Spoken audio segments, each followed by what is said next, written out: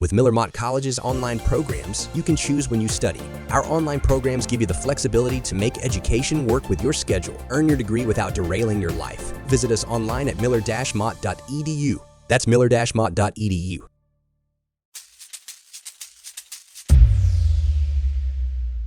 Welcome to Bite Size Bios. This is meant to be a mini-sode that will accompany HDTH. Every week, I will pick a person from history and dive into their lives.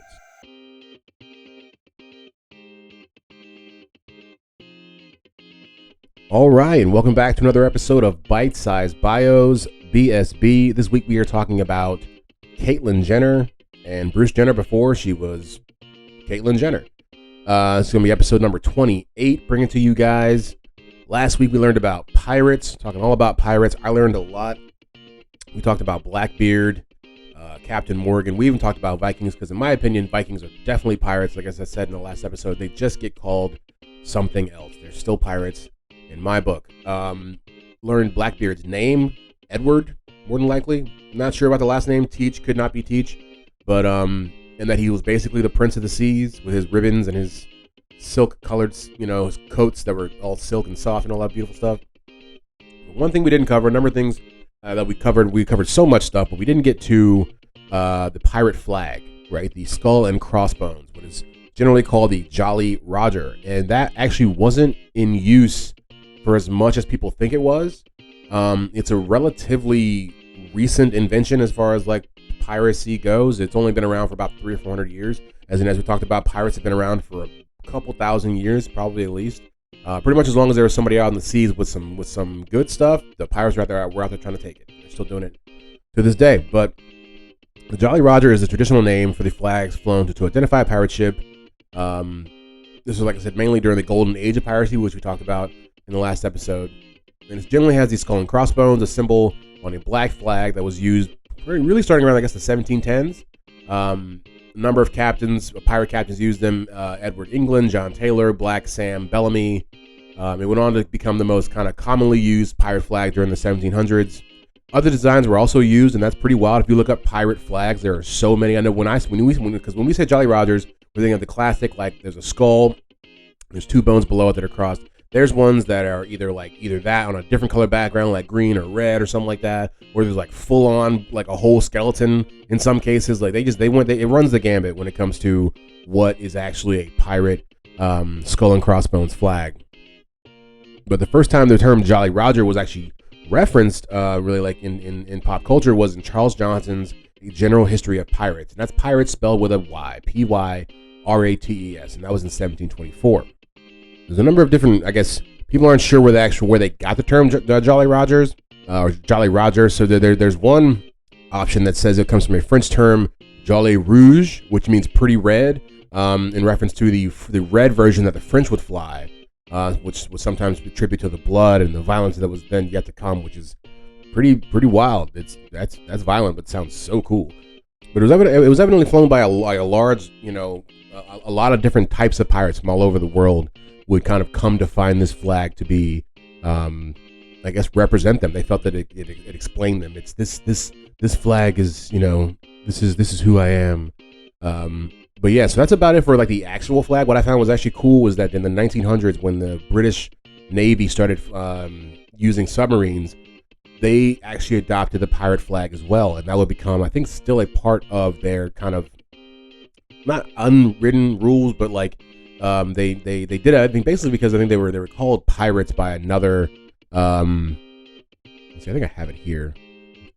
This is because there was an admiral when they first started the subs. There was an admiral, I think, named Admiral Arthur Wilson, who I guess they were against the idea of using subs, and they thought that using submarines was underhanded and wasn't English. That he would convince the British Admiralty to have the crews of the enemy submarines captured during wartime and hanged as pirates. So that was like the idea, like if you want to see us, you're gonna call us pirates. We're gonna run that pirate flag. And so they did it for years. They stopped for a little while and brought it back in World War II. They would even have red pirate flags too, so it just kind of explains if you ever see one, that's kind of what that is.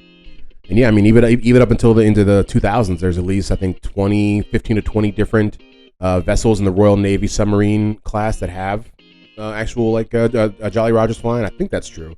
I don't want to be wrong, but if I am, let me know, I guess. That's about it for the pirate stuff. I wanted to make sure I got that in. I realized I didn't. I didn't get the flag in there when we talked about it last time. I think that's one of the more important things about the idea of the generic pirate is like the flag. The last thing I wanted to mention was some of my favorite pirate movies. Since we're on it, I mean I played a little bit of the Pirates of the Caribbean at the beginning of the last episode. That's definitely one of my favorite pirate movies. Captain Phillips, great pirate movie. It's a modern captain movie. Look at me, I'm the captain now. Yeah, that whole thing. And what I thought about, even another one that's like I didn't think about it as a pirate movie, but it's Peter Pan, total pirate movie. Yeah. But then we'll get on to the other housekeeping of the show. What am I watching? I just watched Champions on Peacock, and they make a lot of these movies. They made them before where like some guy who's really good at whatever sport he does. I think Martin Lawrence did one years ago. I think Keanu Reeves did the same thing with Hardball, where it's like they bring him, the ragtag group of guys, and they're like, can they be any good? And we see if they are. It's pretty much that same kind of like vehicle, but it's Woody Harrelson starring in it this time. These guys are actually disabled. They have real disabled people that are playing, which makes it actually pretty cool. It's really funny. If you like movies like The Ringer and stuff like that, you'll definitely love this.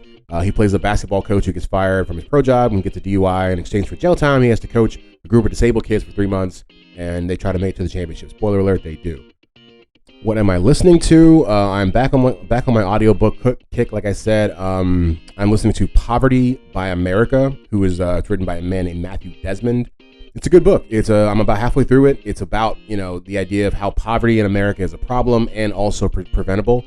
And the people who are in power, as well as the middle class, he kind of points the finger and says, we're a part of it. He talks about a lot of different things. He talks about the whole gig economy, and how that's contributing to poverty for people because there's no accountability on the side of, I guess, like the Ubers and the DoorDashes for the people who they're employing. They're not actually employees, and they don't get the same rights.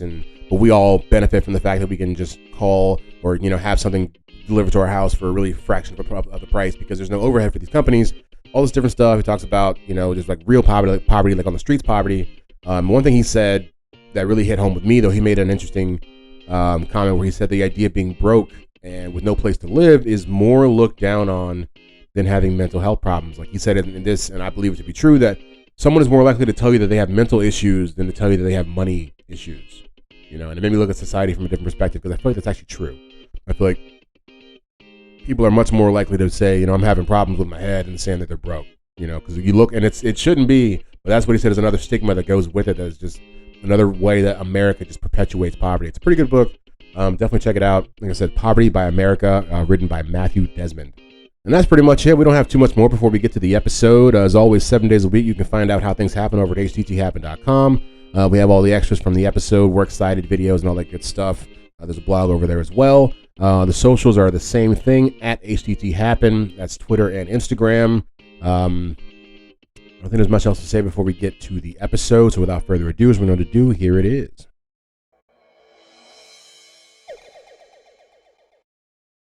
Are you a woman?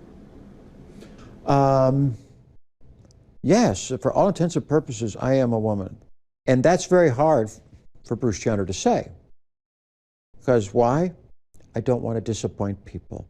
Bruce lives a lie. She is not a lie. Okay, so Caitlin Jenner, Bruce Jenner, whatever you want to call, however you feel about who they are, we're gonna talk about their life today. We're gonna start by calling them a he, I guess. And I want to start off by saying I'm not trying to offend anybody. It's more just how to get this narrative, I guess, right. I don't know, but we're gonna start with William Bruce Jenner, who was born on October 28, 1949 in Mount Kisco, New York. His parents were Esther Ruth, a solid name, and William Hugh, also a solid name, William Hugh Jenner. He was an arborist who was from Canada, so he has Canadian roots. Jenner is of English, Scottish, Irish, Dutch, and Welsh descent. And they have a younger brother named Bert who was killed in a car accident in Canton, Connecticut in like the 70s, like 76. Like right after Jenner got really successful with the Olympic Games, I believe. Jenner is also dyslexic. So Bruce Jenner went to high school at Sleepy Hollow, New York, at Sleepy Hollow High School. That's just, I didn't know there was a Sleepy Hollow, New York. I don't know where else I thought there were Sleepy Hollows, but I wasn't expecting that. But only for the first couple years did Jenner go there. Then they went to Newtown High School in Newtown, Connecticut. Once again, the city and the school named the same thing. They would graduate in 1968 and then earn a football scholarship to Graceland College, which is now called Graceland University, in Lamoni, Iowa. They had to stop because Jenner got a knee injury. Just couldn't keep playing. While he was there at Graceland College, did I say Graceland College? Basically, he would the track coach would see his, I guess, potential and say, hey, well, maybe you can't play football. Maybe you can do a little running. And he encouraged him to start doing decathlons. And he actually debuted as a decathlete in 1970 in the Drake Relays in Des Moines, Iowa. He finished 5th in that actual race. He graduated from Graceland in 1973 with a degree in PE, Phys Ed, that's physical education for all you out there. And after graduating, he married a girlfriend named Christy Crownover.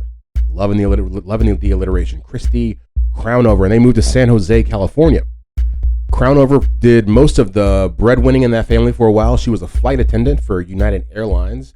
And this was because Jenner was training for his decathlon, all his running, and during that time he was only making about $9,000 a year.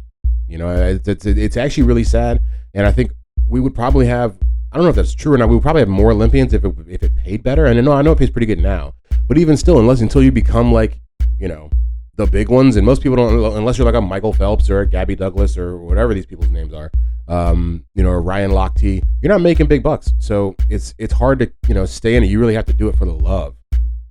And as I was kind of just alluding to, and this is the era before professional athletes were allowed to compete in Olympic sports. So all these guys were amateurs. The difference, I guess, in what kind of made a difference in the athletic competition was that the Soviet athletes were actually state sponsored, which gave them kind of an advantage over the American athletes. Because, like I said, if you're not really getting paid, and I wouldn't say it was like the Russians were getting paid so much as it was but it was just a state sponsored activity, so they were kind of getting subsidized, I guess, to put it plainly. During this time, Jenner would train at the San Jose City College and also San Jose State University. And he won the James E. Sullivan Award as the top amateur athlete in the United States. Jenner was named the Associated Press Male Athlete of the Year in 1976.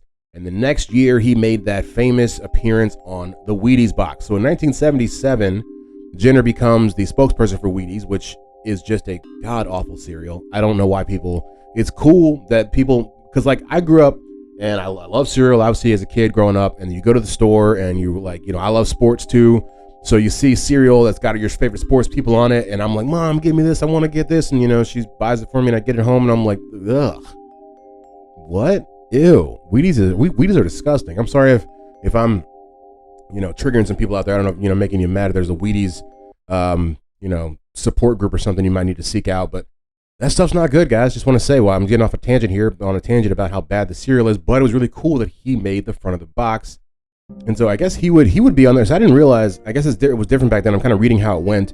It looks like he was I don't know if he's the second person to be on the Wheaties box, it says, basically. There was a guy named Bob Richards who was on there. And then Jenner had it for a while. And then someone named Mary Lou Retton, she got it after him. It almost seems like a campaign. I feel like now they just put him on there. Like, oh, this person had a great year or great, whatever. They're going to put him on the Wheaties box. It said that Jenner actually liked the Wheaties. So he or she and I have different things in common. That they said that they ate the breakfast cereal 2 to 3 times a week. Still likes it, evidently, from what I'm seeing now. Jenner would actually even have a short stint as a race car driver. I feel like that is something that is little known. I didn't know that at all until I did this research. This guy was like all about like all just the kind of extreme, like different kind of sports, like running and race car driving. It's pretty cool though. But he raced in the IMSA Camel GT series in the 80s. Got his first victory in 86 after doing the 12 hours in a Sebring in the IMSA. Is it IMSA? I want to say IMSA. GTO class, racing in the 711 Roush Racing Ford Mustang. Whoa, that's a lot of words to say. With Scott Pruitt. He almost raced in NASCAR in 1980. Actually, they said he was in talks to race in the Winston Cup Series in the number 88 car, but he ended up losing out to Ricky Rudd. That guy's got one of the coolest names ever. And then, so now we're going to jump to, I guess, what is the most salacious part or interesting part of this guy's career. He would end up going on to become a woman. Bruce Jenner would become Caitlin Jenner. And that, I think, threw us all for a loop about 10 years ago. I will say, because I've seen the Kardashians and seen a number of their episodes and even all the other different shows that they've had, different iterations of them. You could see early on there was something happening. There was something different. You kind of looked at him and you're like, why is his hair so long? Why does it look like he might be wearing makeup, even when he was still Bruce Jenner? So it wasn't an overnight thing. And anybody who kind of knew him probably, as we'll find out, was already aware that this was kind of happening. So even before Bruce Jenner became an Olympic champion, his first wife, Christy Scott, said he told her early on during their marriage that he was struggling with being transgender and wanting to be, quote unquote, a woman.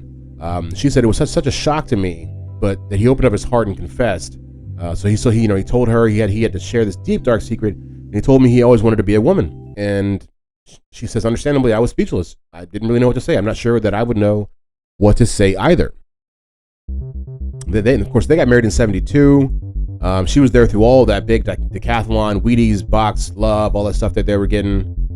And he ended up telling, I think, all of his wives, because he told Kris Jenner about the fact that he wanted to be a woman, and he tried women's clothes on and stuff like that. And I don't know, I find that to be, this is not my soapbox to talk about. I've never been in that position, so I can't really say, you know what I mean? As far as like knowing that I'm not in the right body or feeling that I'm not in the right body.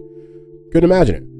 Because I've never had to go through it. So, I'm always just left a little bit confused. But yeah, I mean, that's pretty much her in a nutshell. Of course, we all know, like I said, the Kardashian fame and all that stuff. She would end up, I guess, coming out fully as a woman, I think, in like 2015, like officially-ish? No, yeah, something like that. Yeah, and then now it's just been living as Caitlin Jenner. I feel like now it feels like her views and her takes are more salacious than the idea that she became a woman. I'm sure some people probably feel differently, but yeah, that's Caitlin Jenner.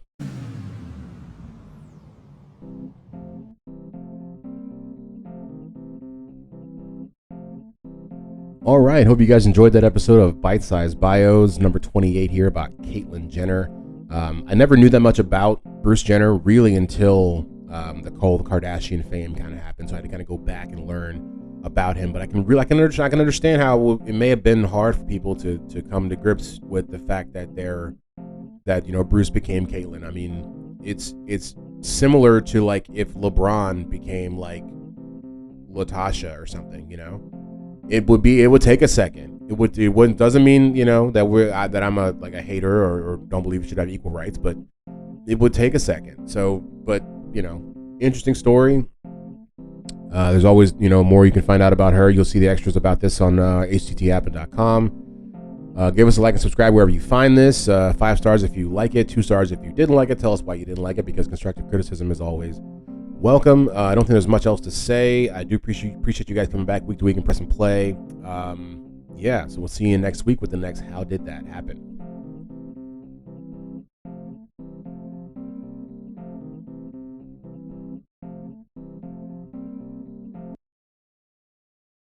With the Lucky Land Slots, you can get lucky just about anywhere.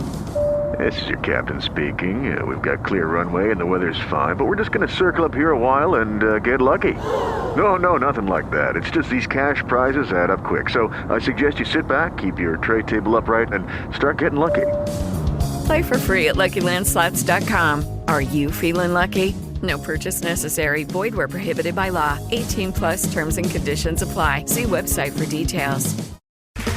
Okay, round 2. Name something that's not boring.